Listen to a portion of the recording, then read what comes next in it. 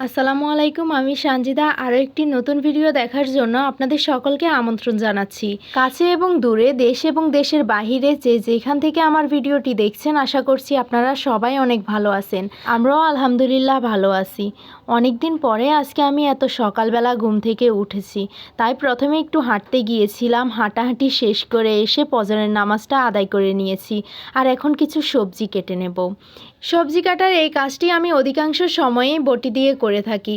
যারা আমার আগের ভিডিওগুলো দেখেছেন তারা হয়তো জানেন আমি ছুরি দিয়ে সবজি একেবারে কাটতে অভ্যস্ত নয়, সেজন্যই আমি বটি দিয়ে বেশিরভাগ সময়ে সবজি কাটি।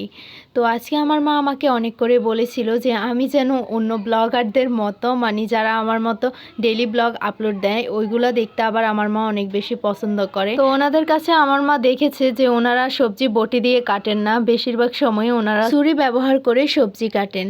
তাই আমার মাও আমাকে বলল যে তুইও যেহেতু ভিডিও বানাস, তাহলে আমাদের ছুরিটাও তুই একটু কাজে লাগা, তুই সবজিগুলো ছুরি দিয়ে এখন থেকে কাটবি আর বটি দিয়ে কাটিস না। তাই আর কি মায়ের কথা রাখতে আমি ছুরি দিয়ে সবজি কাটার চেষ্টা করছি। আর দেখেন আমার চারপাশে কতগুলো কবুতর ঘোরাঘুরি করছিল। এই কবুতরগুলো দেখতে আমার কাছে বেশ ভালো লাগছিল, ভাবলাম আপনাদেরকেও এক ঝলক দেখিয়ে দিই। তো যাই হোক, এখন আমি কেটে নেব পেঁয়াজ। পেঁয়াজটা কাটার আগে আমার অনেক ভয় লাগছিল, কারণ এই পেঁয়াজটা কাটতে হবে খুবই চিকন চিকন করে।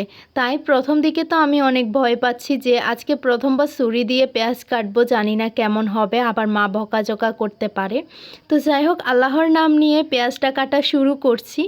এই সময়ে মনে যেহেতু অনেক ভয় কাজ করছিল, মনকে আবার বুঝ দিচ্ছিলাম যে আমি মাকে একটা অজুহাত দিয়ে দিব যে আপনার দোষ, আপনিই তো বলেছিলেন আমি যেন বটি দিয়ে সবজি না কাটি, আমি যেন ছুরি দিয়ে সবজি কাটি।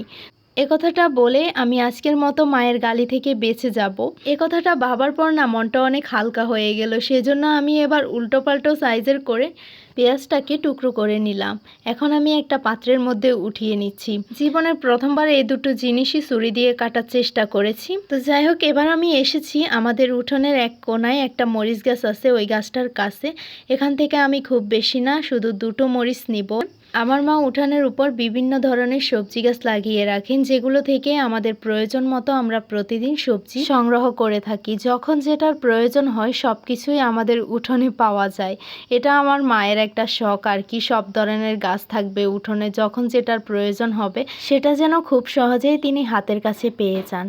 তো যাই হোক, আপনারা যে দেখলেন আমি দুটো মরিচ নিলাম গাছ থেকে, এখন ওই দুটো মরিচকে আবার এই বড় ছুরিটা দিয়ে কেটে, যদিও একটু কষ্ট হচ্ছে তাও একটু চেষ্টা করছি আর কি। আসলে সব কাজই আমাদের একটু না একটু ট্রাই করে দেখা উচিত, এর মাধ্যমে আমাদের মন মানসিকতায় অনেক পরিবর্তন আসতে পারে। তো যাই হোক, এখন আমি ব্রেকফাস্টটা করে নেব, তার আগে আমি আমার বাইকে খাওয়াই দিলাম।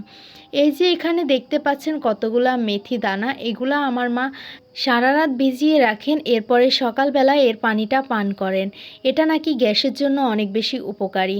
তো আমার মা যখন এই পানিটা পান করে, মেথি দানাগুলো অনেক বেশি জড়ো হয়ে এক জায়গায় জমা হয়ে থাকে, এর ফলে এগুলো থেকে গাছ বের হতে শুরু করে দেয়। আর এগুলোকে আমরা আমাদের উঠোনে বপনও করে দিয়েছি। এর মধ্যে অনেক সময় কেটে গেছে আর আমি ডাইরেক্টলি রান্নাঘরে চলে এসেছি। এখন দুপুরের রান্নার পর্বটা চলছে।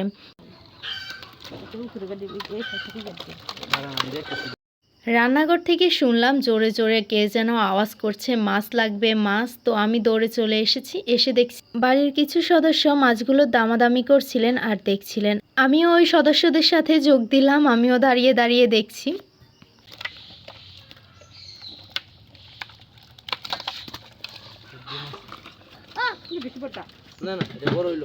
তো যাই হোক, সময় কত তাড়াতাড়ি কেটে যায় তাই না? এই ছিল দুপুরের সময়, আর কখন যেন রাত্রি হয়ে গেছে টেরই পেলাম না। রাত্রিবেলা আমার আন্টিরা যেহেতু আমাদের বাড়িতে ছিলেন, তাই দোকান থেকে কিছু আনিয়েছিলাম, এখন আমরা সবাই মিলে এটা খাচ্ছি। আজকের মতো এখানেই বিদায় নিচ্ছি, আল্লাহ হাফেজ।